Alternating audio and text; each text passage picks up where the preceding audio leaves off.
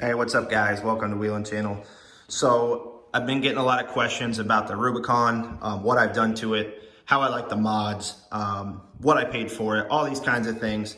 And so I'm gonna start a build series on everything I've done here, how I'm liking it, and those kinds of things. So this video is gonna be an overview of what I've done, how I'm liking it so far. I'm not gonna go in depth on any one thing because I'm gonna do specific product reviews on each thing as I go. But today, we don't want a 45-minute video, so I'm gonna go over the overview of what I've done, tell you about the mods, and then people can comment, request what they wanna see, and then I'll try and answer if you have any questions when I do that specific product video. I'll be sure to cover that if you guys comment on that. So starting off, vehicle 2015 JKU Rubicon, factory axles, 410 gears, Dana 44 HD front and rear, 37's, 1250, 17 Spyder lock wheels. These are a Nitto Trail Grappler. Most of you probably know that. Very heavy wheel and tire combo. So I'm gonna go over how it brakes, how it accelerates, how it rides. We're gonna do all that in another video as well. So look forward to that. But front end, we're gonna go over everything: cosmetics, suspension, the whole 9 yards. So I'm gonna start at the front here. We've done a 7-inch, this is from a company called Olympus Off-Road. This is their Zeus V1 7-inch round headlight with halos, okay? So these guys have the halo, they have the turn signal integrated, which I think is a really cool look on the front end when those flash when you're doing the turn signal. I wanted to do a million different manufacturers make this headlight that looks like this, because when somebody makes something, they're gonna knock off. So the actual design itself is you can find a dime a dozen. I opted to go with a company that hopefully is a little more quality headlight. So these guys, I've had them on there a while. The Jeep is garage kept, but it does go outside sometimes. And it has sat outside in rain and stuff, from what I mean. I do pressure wash them. They haven't fogged up or anything, so I am happy with those. But again, we'll go in depth on those guys, how they light, all that in another video. So grill insert here. This kind of is a dual purpose for me. I think it looks awesome. It's America, right? I love it. There's nothing more you could say there. But secondarily, some Wranglers have grill guards. Some don't. This one was wide open, and I had pretty good dings in my radiator from that. So that was something I wanted to take care of. And then when I looked into it, found this on extremetrain.com. I think it was like 30 bucks. It literally just bends into place and it fits perfectly. So big fan of that. Right on the front here, this monster, Badland Apex. This is the 12,000 pound big dog. Harbor Freight winch, right? So we got to manage our expectations. Some people love them, some people hate them. I have owned a previous Badland winch in the past. I liked it, but we'll go into this guy, some of the things they've done with it. I have used it. I have towed this big old pig out of a very stuck spot, and that thing didn't overheat. It ran great. So we'll go over that later in another video, but that's what we're running up front. This is a stubby front bumper here, and I actually don't have a brand for you on this guy. I got it off Facebook Marketplace. It was a full-length bumper, and the previous owner caught a pole in a parking garage at low speed, and it just kind of bent it back. So he went ahead and cut those off, re-welded the corners, kind of did a textured rhino line stuff on it, and I think I got this guy for like 100 bucks. So you can't beat that. It is quite sturdy. The winch mounted up to it perfectly. No complaints, but I'll go over that. Haven't got to use these guys yet. I bought some shackles off Amazon. They're supposed to be 70,000 pound rated or so, which is a pretty good number for, it's Amazon, right? So we'll see. Hopefully those don't snap in half, but I got them up here in case I don't want to use the winch to pull somebody out, or whatever the case may be. If I want to pop one of these guys off real quick, toss it around a tree saver and pull myself out, or whatever we want to do, pull somebody out, okay? That's pretty much my front end here. No work under the hood whatsoever. Haven't done cold air, haven't done anything to it. It's bone stock. Fenders, did the flat fender cutout mod where you take out your inner fender, cut these guys pretty much whatever shape, form, fashion you want. There's a million videos online that are honestly probably gonna do a better how-to on this. If you have questions, I'd be sure to answer them for you for sure. But I should have filmed when I did that. This build happened very quickly. you know, over the course of 3 months. This thing was bone stock, believe it or not, in July. So it's gone quick. One thing leads to another. You guys know how that is if you're watching a video about a Jeep. So like I say, Spyder locks, 37s here. JKS 3.5 inch J Venture lift kit. Okay, this is a fairly base kit.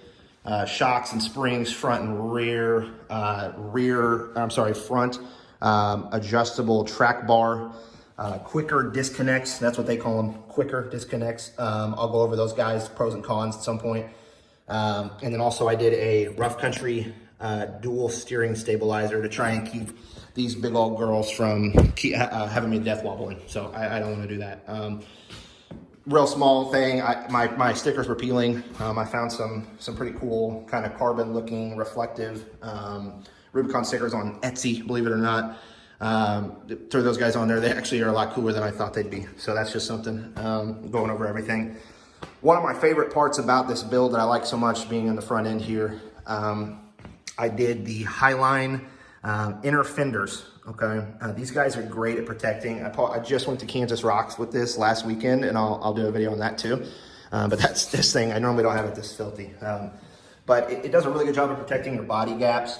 It fits. The fitment was fantastic. I mean, everywhere it's mounted, there isn't an inch or a half inch even where you could have done more. So this is going to give you about as much articulation in the front end as you could have. And then also some guys will run the flat fender and they'll just leave this thing open and you got mud baking on your headers and your cats, and it's just not a good situation. So these have a pretty good combo of open for ventilation, so we're not overheating the thing, it's starving it for air, as well as functionality, okay, protection. So up front here, you're gonna see I've got my factory marker light that would have been about right here on the fender, relocated to, see if I can get it to come on. There we go. Relocated behind the H there. Two reasons. Let's be honest, it looks awesome, okay? That's number one. Secondarily, it is good to have some side reflectors. People can see at night from the side because I don't have any reflectors. The rear tail lights for now, but I'm probably gonna do some aftermarkets on those, and those may not. So, but yeah, I think that's a really cool touch. I think it looks pretty, it looks sweet at night.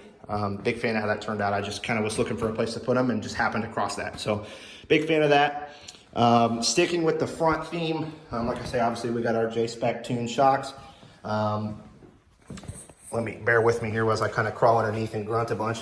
I did a engine and transmission skid plate from Moore, which I don't know the exact, that's their brand name. I don't remember the name of the company, what Moore stands for, but it is a very quality skid plate. I was very impressed with the fitment. I'm fairly hands-on, fairly technical guy. I didn't have any problems with the install whatsoever. Looks like I probably didn't need it last week. I don't see any huge scrapes, but if you punch a hole in your oil pan or your trans pan, you're gonna be crying. So got that taken care of before I wanted to get it off-road. Very glad that I did, just to have that peace of mind. So moving to the back here, as you can see, we've got our fenders trimmed once again. In the back, I haven't done any sort of inner fender liner. I actually did a spray-on texture stuff. So far, it hasn't held up well. I'm probably gonna have this professionally Linexed or Rhino lined, whatever you wanna call it. One of the big reasons for that, I did the rear pinch weld mod is what they call it, where you cut your pinch welds, you hammer them over flat. I primered and painted the crap out of that. Hopefully that doesn't rust, but I'd like to get a Rhino liner coating that's not gonna come off to kind of make sure that doesn't happen. Rock sliders, factory Rubicon rock sliders here. I've trimmed them 1 inch on both, and I actually screwed up. That's why I trimmed both. You really just need it in the back. I took them off, got them mixed up, made one cut, and then I needed it symmetrical all the way around because I'm kind of that way. So I ended up just taking them off all. So you're probably not gonna have issues with coming down on a rock here, but I could. That's on me. So, but anyways, got those trimmed up. In my opinion, even with a 35, any really bigger size tire than factory, those guys are gonna rub in the rear. They hang way out there. So good for protection. When that pinch, there used to be more metal there, but they're not good for conducive for bigger tires. So to the rear here, we've got a Evo manufacturing tramp stamp, spare tire delete, whatever you want to call it. I got a little cheapo camera mounted on it. I like to have a backup camera. DV8 mid-length rear bumper. I really love this bumper. I was looking at these online, happened to find a steal of a deal on one on Facebook Marketplace. Picked this guy up brand new in box for, I think it was 200 bucks. I love this bumper so far. I love the look. I love the functionality on my angles. It's not blocking anything. It's really, really big fan of that. So that's pretty much it as far as exterior mods for now, okay? I do have a full-size spare. I do have a full-size spare that I want to run on this Jeep. If you have 37s, even 35s, there's about a million different options for a rear spare tire carrier, okay? At first I wasn't gonna run it. After my first off-road trip, I like to have it, and putting a 37 in the back of this cargo bay takes up a lot of your room, and it's a pain in the ass to load. So I am gonna run one at some point. I'm doing research on that now. If you have one that you love, tell me about it in the comments. I may just get it. I'm looking right now at a DV8. There's about a million options, but I want something that is not gonna squeak, and I want something that is gonna be sturdy. And I'm thinking about getting a larger carrier. Maybe I can run some gas cans on it, maybe a high lift jack. I'm not too fond of using the factory mounts, even with a bigger, more robust one. I'm thinking about just getting a full basket kind of style carrier. So let me know your opinion on that. Let me know if you're running one in the comments. Moving on to the interior, I'll do a whole review on the interior on what I've done as far as my sound system. So if you have one of these, I don't know about you guys with the Alpine kits or whatever the Saharas have. This had a very bass audio system in it, and it was trash, to be honest with you. The stereo was awful, the speakers were awful, and I do doors off pretty much the whole summer. So it's in the garage. Thankfully, it still fits. So the doors and the top are just off in the summer. So I did a Kenwood double din. This is a wireless CarPlay model, which I really like. And then I did Hertz speakers all the way around, tweeters. And then in the back, I ran a